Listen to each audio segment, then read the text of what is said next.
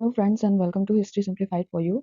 आज हम एक नई सीरीज स्टार्ट करने जा रहे हैं एमएचआई 104 के ऊपर, जो कि है पॉलिटिकल स्ट्रक्चर्स इन इंडिया। और आज के वीडियो में हम इसके फर्स्ट 2 यूनिट्स को डिस्कशन करेंगे, प्री स्टेट टू स्टेट और टेरिटोरियल स्टेट्स टू एम्पायर। तो ये स्टार्टिंग की यूनिट जो है वो इम्पोर्टेंट है आपको पूरा पेपर समझने में हेल्प करने के लिए। So let's start. अभी का टॉपिक क्या है कि प्री स्टेट टू स्टेट, और हम इसमें देखेंगे कि क्या फैक्टर थे जो जिसने इसमें रोल किया कि स्टेट फॉर्मेशन हो पाया। और स्टेट फॉर्मेशन एक कॉम्प्लेक्स प्रोसेस थी जिसमें सोशियो इकोनॉमिक डिफरेंशिएशन और स्ट्रैटिफिकेशन का बड़ा रोल था। स्टेट का मतलब क्या है? एक स्टेट यूनिवर्सल कॉन्सेप्ट नहीं होता है, ये स्ट्रैटिफाइड सोसाइटीज में इमर्ज करता है जहाँ इकोनॉमी डिफरेंशिएटेड होती है। और याद रखें, स्टेट फॉर्मेशन एक इंटरनल प्रोसेस है और हर सोसाइटी के लिए यूनिक होता है। सेकेंडरी स्टेट फॉर्मेशन का जो कॉन्सेप्ट है ना, वो एक मिसनोमर है। क्यों? हिस्टोरिकल कॉन्टेक्स्ट में स्टेट्स किंगडम्स या एम्पायर्स के रूप में इमर्ज हुए थे और ऑफन चीफ टर्म्स मोनार्की में ट्रांसफॉर्म होते थे। तो ये ट्रांजिशन कैसे हुआ? Let's understand it. हाँ, तो देखते हैं कि अ, इसको स्टडी करने के लिए कैसे-कैसे सोर्सेज़ का यूज़ करते हैं। तो पहले हम देख लेते हैं कि हड़प्पन सोसाइटी के एविडेंस के बारे में। हड़प्पन सिविलाइजेशन में स्टेट लाइक इंस्टीट्यूशन तो थे, लेकिन टेक्सचुअल एविडेंस की कमी है, जिससे जो है रिकंस्ट्रक्शन नहीं हो पाता है और स्पेक्युलेट ही करना पड़ता है कि भैया क्या हुआ होगा वहाँ पे। दूसरा सोर्स है वैदिक टेक्स्ट, अर्ली वैदिक टेक्स्ट जिसमें ऋग्वेदा, और लेटर वैदिक टेक्स्ट जिसमें यजुर्वेदा और ब्राह्मणास, ये सब हमें पॉलिटिकल और सोशल स्ट्रक्चर के बारे में इनसाइट्स देते हैं, लेकिन ये टेक्स्ट डायरेक्टली पॉलिटिकल अकाउंट्स नहीं देते। ये रिचुअल्स, मिथ्स और लेजेंड्स पर फोकस करते हैं। तीसरा सोर्स है archaeological evidence. Letter Vedic text और पेंटेड ग्रेवेयर पीजीडब्ल्यू कल्चर के बीच कोरिलेशन है। तो पीजीडब्ल्यू साइट्स जैसे कि कौशाम्बी और मथुरा में सिंपल मटेरियल कल्चर दिखाई देता है जिसमें एग्रीकल्चर, पैस्टोरलिज्म और आयरन यूज होते थे। तो ये सोर्सेस हमें pre state to state transition को समझने में हेल्प करते हैं। नेक्स्ट स्लाइड में या स्टेट फॉर्मेशन की जो है स्टडी में क्या-क्या प्रॉब्लम्स आती हैं। तो पहला चैलेंज है कि क्रोनोलॉजिकल और जियोग्राफिकल चैलेंजेस होते हैं। टाइम स्पैन बहुत लॉन्ग है और जियोग्राफिकल एरिया वास्ट होता है, जिससे प्रिसाइज़ कंक्लूजन्स निकालना मुश्किल हो जाता है। दूसरा चैलेंज होता है कि टर्मिनोलॉजिकल शिफ्ट हो जाता है, कि बोली जो होती है, पहले जो होती थी ना, जैसे कि चेंज हो जाती है लोगों की। तो पहले के टाइम में बलि एक होता था, बलि माने कि गॉड्स को जो ऑफरिंग देते थे वो। फिर बाद में ये बलि टैक्स बन गई और ये राजाओं को जाने लग गई। तो जिससे इंटरप्रिटेशन में ना कॉम्प्लेक्सिटी आती है। तो ये चैलेंजेस हमें ध्यान में रखना होगा जब हम स्टेट फॉर्मेशन को स्टडी करेंगे। ओके। अर्ली वैदिक कॉन्टेक्स्ट में देख लेते हैं कि सोशल स्ट्रक्चर कैसा था। तो अर्ली वैदिक पीरियड सोशल स्ट्रक्चर जो था वो पेस्टोरल सोसाइटी पर बेस्ड था, जिसमें कैटल रियरिंग कल्चर था। हॉर्स ड्रॉन चैरियट्स पावर का सिंबल थे। पॉलिटिकल स्ट्रक्चर में चीफ्स कैटल रेड्स लीड करते थे और बूटी असेंबलीज यानी कि विदाता, बूटी माने कि वो जो देयर विक्ट्रीज और समथिंग दैट दे कॉन्क्वर्ड, वो होता था। हाँ, तो ये बूटी असेंबलीज ये डिस्ट्रीब्यूट करते थे आपस में। और टर्म्स जैसे कि विशपति, इसका मतलब होता था Lord of the wish, community का लीडर। ओके, उसको उसके लिए यूज करते थे। विश माने की कम्युनिटी, तो उसमें रिसोर्सेज, मिलिट्री रिस्पॉन्सिबिलिटीज और रिचुअल्स जो है ये बटे होते थे। डायटीज जैसे कि अग्नि और इंद्रा को राजा किंग के रूप में एड्रेस किया जाता था, जो ह्यूमन लीडरशिप ट्रेट्स को रिफ्लेक्ट करते हैं। कुछ गॉडेसेस को विश पत्नी कहा जाता था, जैसे फीमेल लीडरशिप के बारे में भी पता चलता है। ओके। फिर हम देख लेते हैं कि लेटर वैदिक सिनेरियो में कॉम्प्लेक्स सोशल और पॉलिटिकल रिलेशंस कैसे थे और वगैरह वगैरह। तो ये जो है ये टाइम, इसमें इलेबोरेट रिचुअल्स होते थे जैसे कि राजसूया, Ashvamedha. Social and political relations को ये जो रिचुअल्स होते थे वो रेगुलेट करते थे। ब्राह्मणास यानी कि प्रीस्ट्स और किंग्स, ये जो राजा होते थे, इनके बीच टेंशन और कंपटीशन होता था। ब्राह्मण जो होते वो रिचुअल सुपीरियरिटी का क्लेम करते थे, जबकि राजा प्रीस्ट से लेजिटिमेसी लेते थे। मटेरियल रिसोर्सेज जैसे दक्षिणा, सैक्रिफिशियल पीस, उस पर कॉन्फ्लिक्ट होता रहता था। विच जो लेटर वैदिक पीरियड में एक रेजिडुअल कैटेगरी बन गई थी, जो ब्राह्मणास और क्षत्रियास से अलग होते थे, राइट? तो राजा को विषमता और the eater of the wish कहते थे, जो कम्युनिटी के एक्सप्लॉइटेशन को सिंबलाइज करता था। ओके, रिचुअल्स जैसे अश्वमेध और सूय लॉन्ग और रिसोर्स इंटेंसिव होते थे और पावर का सिंबल होते थे। तो रिचुअलाइज्ड कॉन्टेस्ट जैसे चैरियट रेस और डाइस गेम राजा की विक्ट्री को इंश्योर करते थे। तो ये हम देख लेते हैं कि मतलब जो कॉम्प्लेक्सिटी थी और सोसाइटी में ये एक तरह से अवगुण की तरह थे उस वक़्त पे। और इससे हमको पता चलता है कि कैसे डिवीज़न होता था लोगों के ग्रुप्स के बीच में। तो हिस्टोरिकल जो तमिल पॉलिटी और ये जो है साउथ के बारे में थोड़ा पता चलता है हमको संगमा लिटरेचर से, तो देख लेते हैं इसके बारे में। संगम एज का पीरियड जो था ना, ये पीरियड हीरोइक पोएम्स के लिए फेमस है। रूलिंग लाइन्स में चेरास, चोलास और पांड्यास थे। तो चेरास जो साउथ वेस्टर्न तमिलकम पर रूल करते थे और उनका कंट्रोल फॉरेस्ट वेल्थ और कोस्टल रिसोर्सेज पर था। चोला कावेरी डेल्टा पर रूल करते थे और उनका पैडी और शुगर केन कल्टीवेशन के लिए फेमस थे वो लोग। पांड्यास क्या थे, पेस्टोरल और कोस्टल ट्रैक्स पर रूल करते थे और इनका जो कंट्रोल था वो न्यू रिसोर्सेज पर था। पॉलिटिकल स्ट्रक्चर में सेंट्रलाइज्ड एडमिनिस्ट्रेशन था, लेकिन रीसेंट रिसर्च के अकॉर्डिंग ये चीफडम्स थे, फुल फ्लेजेड स्टेट्स नहीं थे। Okay, so today you have to bear with me because I'm a little bit sick, so the voice is cracking. फिर देख लेते हैं कि pre state situation south India के अंदर कैसी थी। तो इसमें क्या थे कि सोशल फॉर्मेशन अनडिफरेंशिएटेड और नॉन स्ट्रेटिफाइड थी थोड़ी सी। फोर सबसिस्टेंस पैटर्न थे, यानी कि Hunter gathering, cattle keeping, law agriculture और क्राफ्ट प्रोडक्शन। तो इको टाइप्स जैसे कुरिंजी, मुल्लाई, मरुतम, नेताल और पालाई सोशियो इकोनॉमिक स्ट्रक्चर्स को इन्फ्लुएंस करते थे ये लोग। ये जो चीज़ें थी और पॉलिटिकल स्ट्रक्चर में चीफडम्स और बेसिक यूनिट ऑफ प्रोडक्शन जो होता था वो होता था ऊर, सेल्फ सस्टेनिंग सेटलमेंट था। ऊर क्या होता था कि स्मॉलेस्ट यूनिट ऑफ प्रोडक्शन होता था उधर, यानी कि ऊर एक फैमिली को भी बोला जा सकता है क्योंकि वो एक सेल्फ सस्टेनिंग सेटलमेंट भी होते थे और प्रोड्यूस करने की जो स्मॉलेस्ट ग्रुप होती थी वो होती थी, राइट। फिर देखते हैं कि चीफडम्स ऑफ तमिलकम, तो इसमें देख लेते हैं कि चीफली पावर के डिफरेंट लेवल होते थे। सपोज देखते हैं कि किलार जो हंटर चीफ होते थे, वेलिर को बोलते थे वेलिर जो होते थे वो हिल चीफ्स होते थे। वेंतार होते थे मेजर चीफली लिनिएजेस होते थे, जैसे कि चेरा, चोला और पांड्या। तो वेंतार किंगडम्स के कोर एरियाज थे करूर, चेरास के, मदुरई पांड्यास के, उरैयर चोलास के। रिसोर्स प्रीडेशन से पता चलता है, सॉरी, रिसोर्सेज प्रीडेशन, सबऑर्डिनेशन और मटेरियल अलायंस अलायंस के थ्रू अप्रोप्रिएट किया जाता था, ओके। और रेगुलर टैक्सेशन नहीं था वहाँ पे, रिसोर्सेज ट्रिब्यूट के थ्रू एक्सट्रैक्ट किए जाते थे। पॉलिटिकल इंस्टीट्यूशंस में अवयन, यानी कि काउंसिल वेंतार की हेल्प करते थे और ये स्टैंडिंग आर्मी यहाँ पे नहीं थी, वॉरियर्स को ज़रूरत के हिसाब से मोबिलाइज़ कर लिया जाता था। तो ऐसा ही था यहाँ पे। इमर्जेंस ऑफ स्ट्रैटिफिकेशन कैसे होता है यहाँ पे, तो हम देख लेते हैं कि हेरिडिटरी ऑक्यूपेशंस और differential allocation of roles chiefly settlements में शुरू होता हो गया था और बाइनरी सोशल डिवीजन्स हुए, यानी कि उयारनतोर या हाई, इसको हाई बॉन्ड बोलते थे, और इलिपिरापल्लार, इसको लो बॉन्ड बोलते थे। ये साउथ इंडियन जो टेक्स्ट है संगमा लिटरेचर के, इसके वर्ड्स जो है थोड़े कॉम्प्लेक्स है प्रोनाउंस करने में, बट अगर आप इसको रट करके एग्जाम में लिख देते हैं तो इससे आपकी मार्क्स की वेटेज बढ़ जाएगी, okay. Predatory rates agricultural development को रोकती थी, मतलब एडवर्स इफेक्ट डालते थे उसपे। और रिसोर्सेज के रिसोर्सेज और प्रोडक्शन जो होता था उसका रीडिस्ट्रीब्यूशन का प्रेशर भी क्रिएट होता था।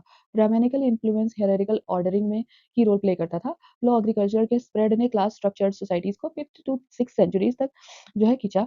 तो ये सब इसके बारे में कहते हैं कि यहाँ पे स्टेट फॉर्मेशन कैसे हुआ।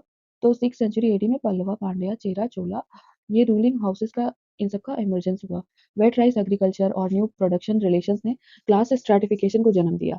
इंस्टीट्यूशनल फीचर्स में ब्रह्मदेया विलेज, जो कि ब्राह्मण्स को लैंड ग्रांट दिया जाता था, वो बहुत चलन में हो गया। किन बेस्ड लेबर से नॉन किन लेबर में ट्रांजिशन हुआ और चीफडम से मोनार्कीज में, ओके।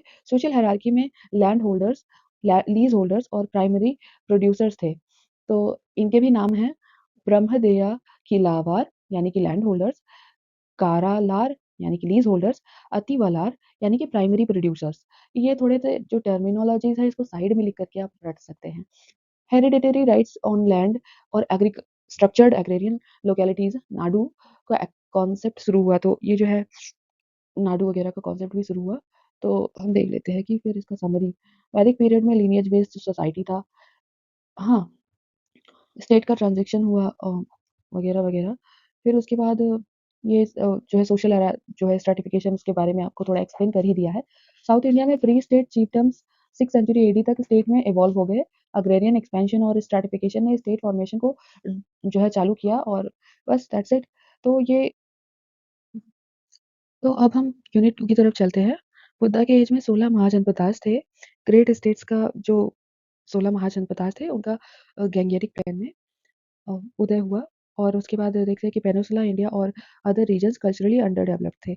स्टेट्स 2 टाइप के थे, monarchy centralised power under king होता था उसपे, और गणा संघ जो कि नॉन मोनार्किकल ओलिगार्किक सिस्टम्स जहाँ पे होते थे, ओके? वज्जी, माल्ला, ये सब गणा संघ थे। मोनार्कीज़ में किंग सोसाइटी से अबव था, वर्ण हायरार्की थी और स्टेट कंट्रोल स्ट्रॉन्ग था। गणा संघ में पावर डोमिनेंट जो क्षत्रिय ग्रुप होते थे ना, उनके पास होती थी। That's it. तो हम देख लेते हैं कि pre state to state formation once again. Early Vedic stage में सोसाइटी किन ग्रुप्स में, जैसे कि गोत्रा, व्रत्या, इसके अराउंड जो है ऑर्गेनाइज होती थी। चीफ्स जो होते थे उनको जन जनसया या फिर गोपता गो या फिर विस्पति बोला जाता था। ट्राइब्स और क्लैंस को लीड करते थे ये लोग, और असेंबलीज यानी कि सभा या समिति के जो है हेड भी होते थे। इकोनॉमी पेस्टोरल और इगैलिटेरियन थी। वहाँ पे वेल्थ अक्यूमुलेशन थोड़ा लिमिटेड ही होता था। वर्ना सिस्टम, पुरुषुक्ता, ये जो ऋग्वेद में एक नया एडिशन हुआ था उसमें अच्छे से दिखाया जाता है। लेकिन सोसाइटी लार्जली इगैलिटेरियन थी, उतनी भी ज़्यादा ऑप्रेसिव नहीं थी टुवर्ड्स लोअर वर्ना। ओके? तो लेटर वैदिक स्टेज में शिफ्ट हम देखते हैं, तो इसमें ईस्टवर्ड शिफ्ट हुआ और वेस्टवर्ड उत्तर प्रदेश, हरियाणा और राजस्थान में भी हुआ।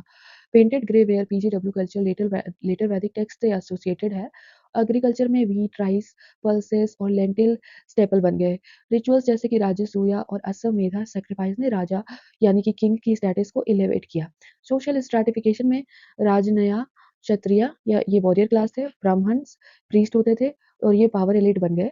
जो विस कम्युनिटी थी ना, वो मतलब राजाओं के सबऑर्डिनेट हो गए और ये थोड़े एक्सप्लॉइटेड होते थे। वरना हायरार्की रिचुअल्स जैसे उपनयन संस्कार, उपनयन जो रिचुअल होता था उससे रिइंफोर्स होती थी।